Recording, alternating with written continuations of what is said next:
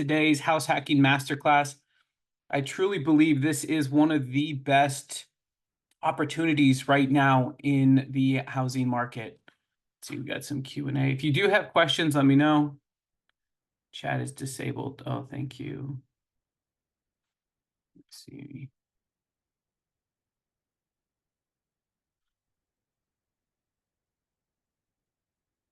Okay, it should be working now. Okay. Okay, so who am I? My name is Matthew Barba. I'm currently with Vive Mortgage. I've been lending for the last 10 years between brokering and banking. Before that, I spent 2 years in multifamily commercial real estate. This is really where I feel like I got my experience analyzing properties.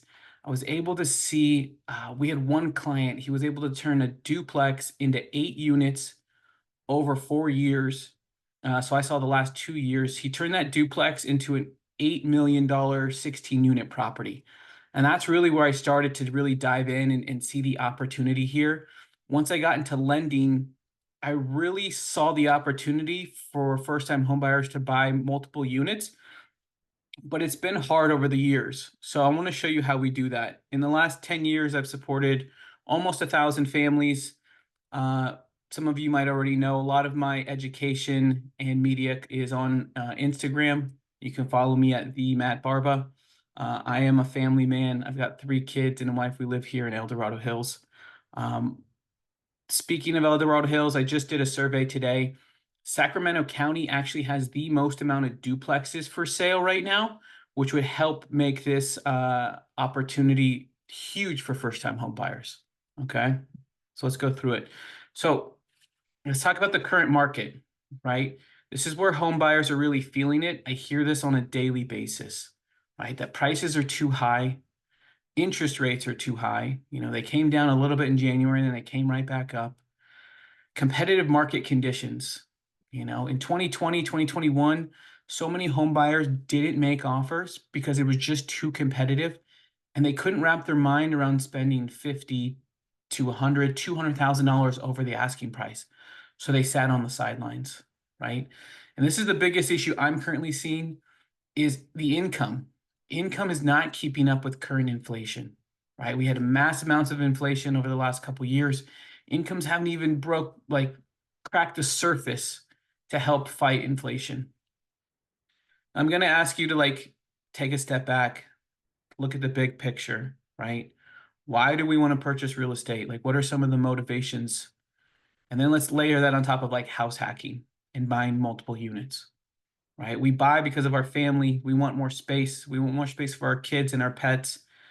Stability is huge, right? Fixing your shelter payment. We all have to pay for shelter, right? So if we can fix that, especially for 30 years, it's much more easy to digest. Accomplishments, right? Just owning is an accomplishment. Sometimes we have first-time generational home buyers, right? That is a big accomplishment for their family and their future families. Investments. This is a great way to start your investment portfolio or see if you even like it. You might like the idea of it, but the day in, day out of owning investment property and being a landlord might be something completely different, right? So these are the reasons. Cash flow and tax benefits, right? Cash flow is huge right now.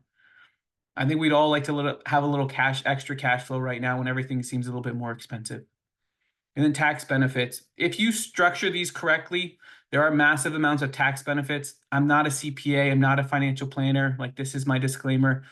I encourage you to seek tax advice. If you do this, if you house hack, if you own multiple units, you do want to connect with a CPA who is experienced and can help you.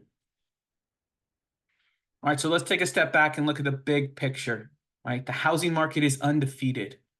We keep seeing appreciation. Even the last couple of years, we're still feeling appreciation, even at high rates, prices. We do see corrections from time to time, right? I think some markets right now are experiencing bigger corrections than what we are seeing here in California. Right? But again, let's take a step back and look at why we should still move forward. Like I said earlier, we have to stabilize housing costs. Long-term appreciation. When I talk about real estate, it's always long-term. I'm always looking 5, 7, 10, 15 years out. Real estate is a long-term investment. I really believe you should hold it. You should try to hold your property for a minimum of 5 years, right? Everyone shoots for 2, but a minimum of 5 years to really feel that long-term appreciation.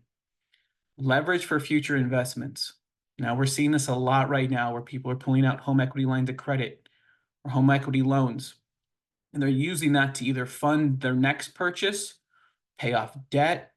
We've even had a couple use it for opening a new business, right? And so you can use that, leverage your asset, leverage your home purchase, and really apply that income to something else in the future. Inflation hedge, like I mentioned earlier, right? If we can get your payment fixed for 30 years, right? This really fights inflation. Inflation is, right now, it's around 3.6. But if we get it back down to 2, we still get to fight it because our payments are fixed, right? And then I think we've all seen this statistic out there. The average net worth of a homeowner is 40 times higher than a renter, right? And to me, that's just due to appreciation and then your principal pay down. Okay, now this was my biggest awakening. This was actually in 2020. It took me that long to actually see this. I keep thinking about this deal every day. I truly do, because I like, let's look at the numbers. I'll show you why. 2020, this client, they wanted to purchase 2 units in Oakland. The price was $930,000, right? They had just enough for an FHA loan. FHA loan in at the time we could do 3.5% down, up to $1 million, right? Rental income. They needed the rental income to actually qualify for this property, right? And so we knew if it rented for at least $3,000 per month gross, they could qualify for the home, right? So what we do is we order a rental survey when we get the appraisal. That means that the appraiser is going to go out and set what the market rate is based off rental comps, okay? The rental income came back at $3,200. Now we're able to, as lenders, we're able to use 75% of that to help them qualify. But what they're truly taking home when they rent that out is $3,200. Now this is unique. This is a upstairs unit, is a 3-2. The downstairs unit is a 2-1. At the time, they didn't have any kids. They decided that they could live in the 2-1. And so we wrote a letter saying that they were going to live in the 2-1 and they had intentions of renting out the 3-2, right? That's all the underwriter needed to see.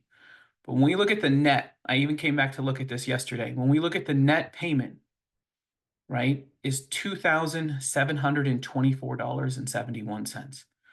You're talking about, excluding the rent, you're talking like almost a $6,000 mortgage payment that client is only having to pay $2,724. Their all-in cost was $51,271, right? They got a lender credit, they got a seller credit for the closing costs. They really just came in with a little bit more than 3.5% down. I mean, again, my eyes, one of the best deals I've ever seen, to own almost $1 million property for only $2,700 a month. To me, it's just, it's unbeatable, right? They refinanced this property in 2022. I just want to show you what the purchase numbers are. They're actually made more money on that. I think they brought the payment down to $2,400 a month.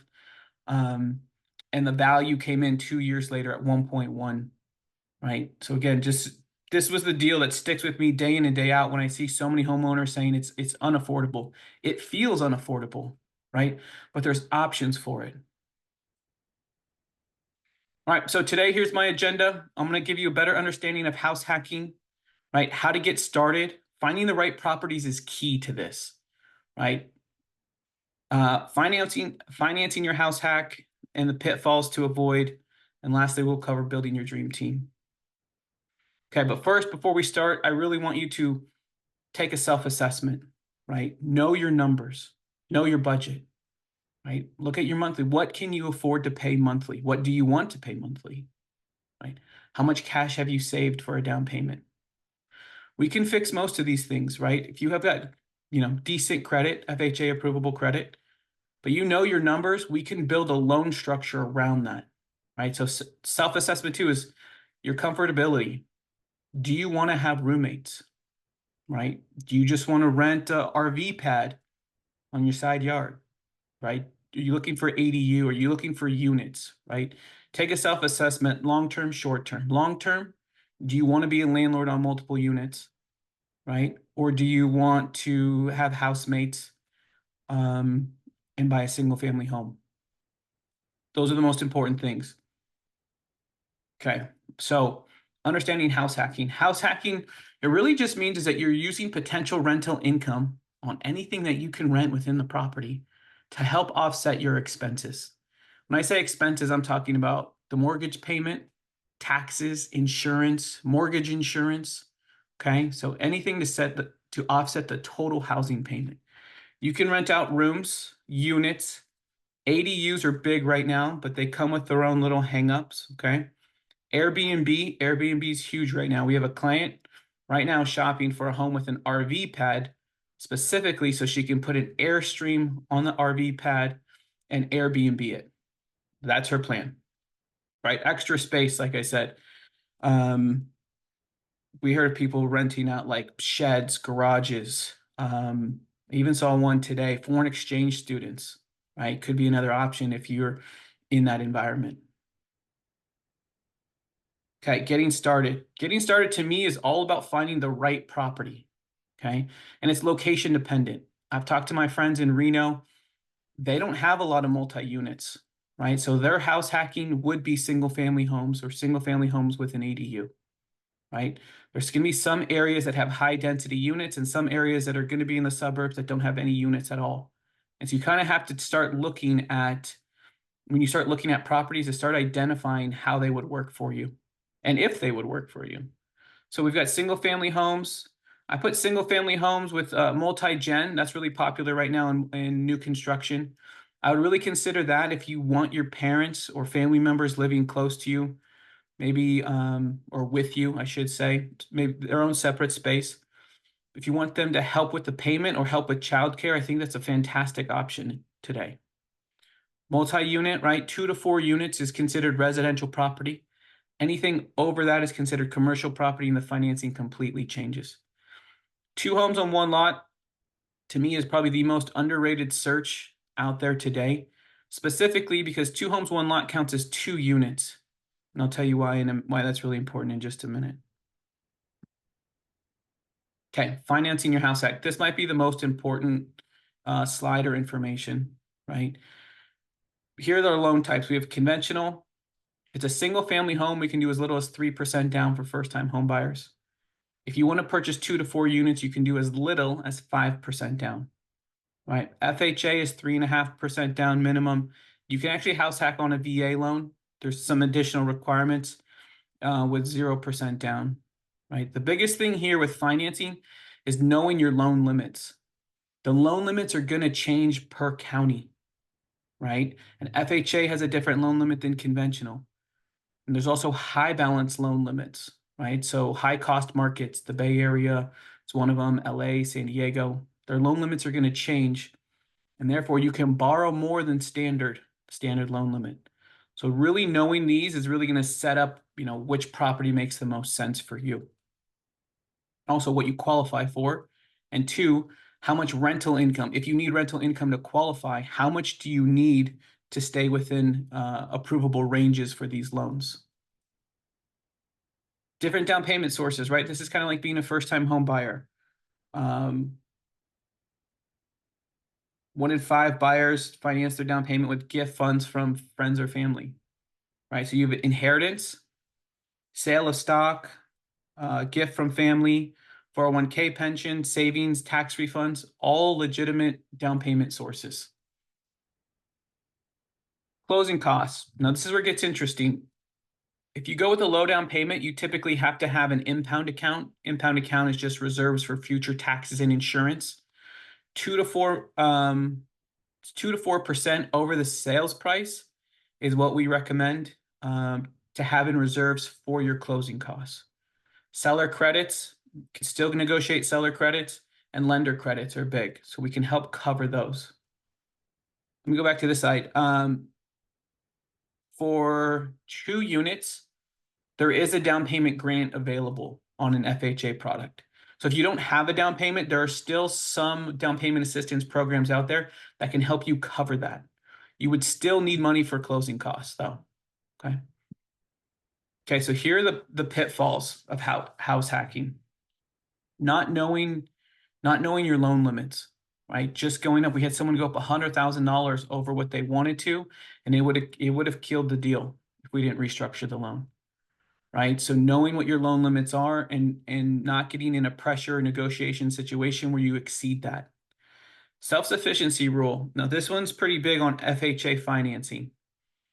For 2 to 4 units, no, excuse me, it's 3 to 4 units.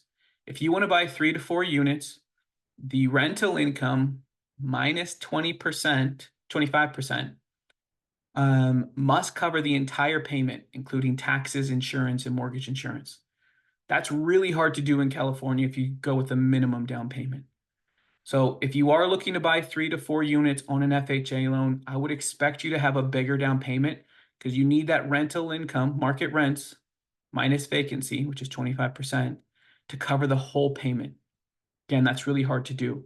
This is one of the reasons why I think duplexes are the absolute key to FHA financing. The self-sufficiency rule does not apply, right? And so you do get to start small, 2 units, FHA financing, 3.5%.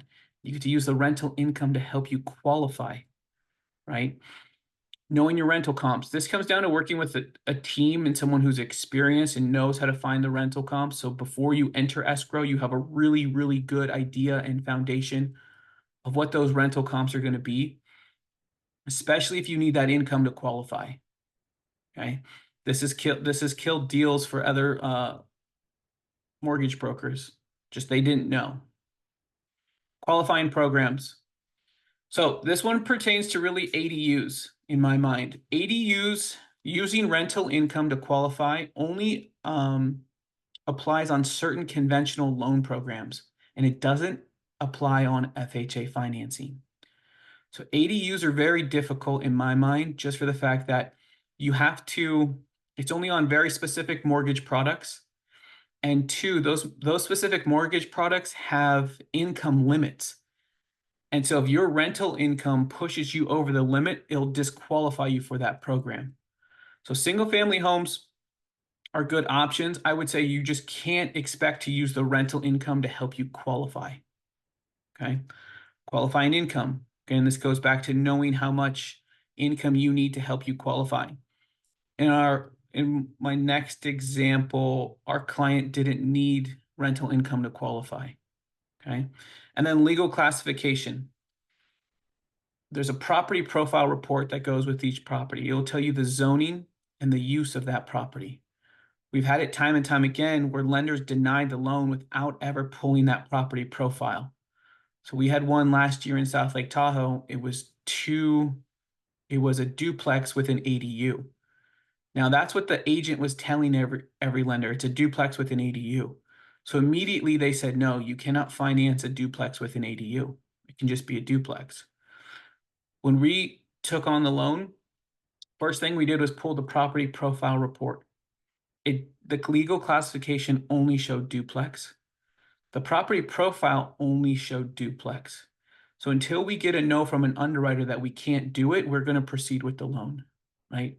We could do it because that ADU, while the agent was saying it was an ADU, he intended it to be an ADU. It was actually an abandoned shed on the property, right? And so it never applied. And we, just by looking at the legal classification of the property, will help approve or could possibly deny loans too, right? There's some classifications that don't make any sense if the house was converted without permits.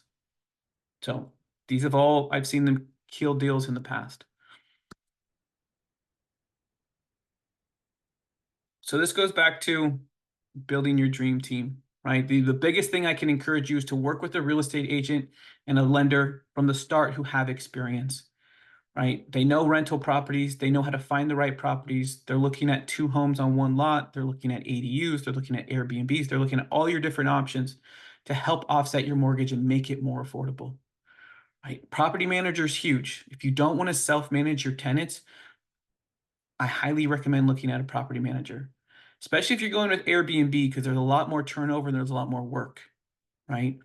Now, some people want to manage the property themselves to save them the expense. Great idea. There's a lot of different tech and resources out there to help make that super simple. Home inspector, it's important from the start, right? And home insurance. After closing, I would stick with, I should add property manager back on here. Your lender, we can help manage your debt and help manage your cash flow. Financial planner to help look at your long-term projections on your investments. And the CPA is huge on here. If you go the Airbnb route, you're going to want to look at the depreciation. You're going to want to look at getting your property on a cost segregation. Helping understand what your write-offs are when you become a landlord is vital to saving a lot of money. Now, this was from one of my friends. She's currently house hacking here in Sacramento. Last year, she made $50,000 on rental income from house hacking. Not only does that help reduce her living expenses, but it's helping her save money to buy her next house, right? She can then, on her next house, take advantage of a low down payment option. Over time, she's going to own multiple assets and she's going to cash flow on them because she's built them up the right way. Right. This is a client I talked to yesterday. Again, one of my favorite house hacking deals. 2020 5-bedroom house, $835,000. He did a conventional loan at 10% down, right? He's renting out 3 rooms. 3 rooms brings him in $3,100 per month. His net payment, right? Net payment, taxes, insurance, mortgage insurance is almost $1,700 per month, right? On an $835,000 house, he's only paying $1,700 per month. Right? I could have went a little bit deeper. He has since refied, saved additional money, right? But he's saving that money to purchase his next property. On top of it, not only is he saving money, he says that he's been able to double his investments. So he's growing his investments with his financial planner, right? And he's still cash flowing on the property. His all-in cost was $87,426, right? 10%, same thing. He got a large seller credit. Really large seller credit. He got a lender credit to help offset the cost. Again, leverage, right? Using borrowed capital to maximize and increase your potential return. Again, I wouldn't be able to afford this home and invest each month if I didn't have rental income coming in. It's really helped me save and invest. Okay. Now I want the same thing for you, right? If you feel like this is a good option for you or you want to learn more about this, I'm going to encourage you to schedule a personal strategy session. This session, we can look at what you want to do